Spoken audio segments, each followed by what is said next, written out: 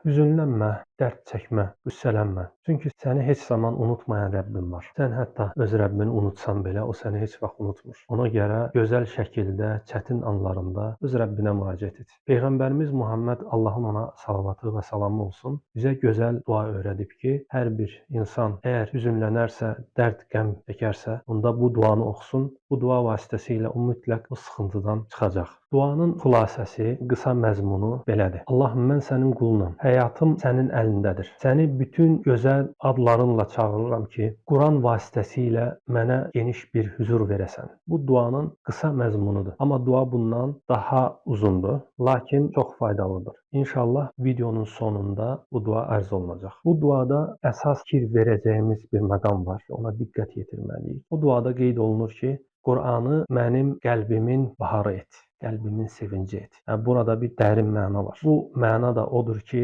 bilməliyik ki, Quran Allahın kəlamıdır və onda çox gözəl bir təsir edici xüsusiyyəti var. Çünki bu insan kəlamı deyil, Allahın kəlamıdır. Allahın kəlamının xüsusi dəyəri var. O həqiqətən ruhlara və bədənlərə bir şəfadır. Ona görə Quran oxumağa və onun mənasını başa düşməyə daha çox həris olmalıyıq. Və inşallah bu duanı əgər səmimi şəkildə biz davamiyyətlə etsək, istənilən hüznümüz, kədərimiz, qüssəmiz inşallah aradan qalxacaq. Və əgər bizlərdən birimiz sıxıntıdadırsa, təbii ki, Adəm övladı olaraq hər birinin bir sıxıntısı var. Amma bizim Rəbbimiz geniş bir mərhəmət sahibidir. Öz geniş mərhəməti ilə bizi bu sıxıntılardan tezliklə qurtarar. Sadəcə Allah istəyir ki, onun qulu daim qəlbi ona bağlı olsun və onun kitabına daim yaxın olsun ki, hətta o kitab vasitəsilə, Allahın sözü vasitəsilə Allaha daim yaxınlaşsın və bununla həm dünyada təskinlik tapsın, həm də Allahın geniş rəhməti olan cənnətini əldə etsin.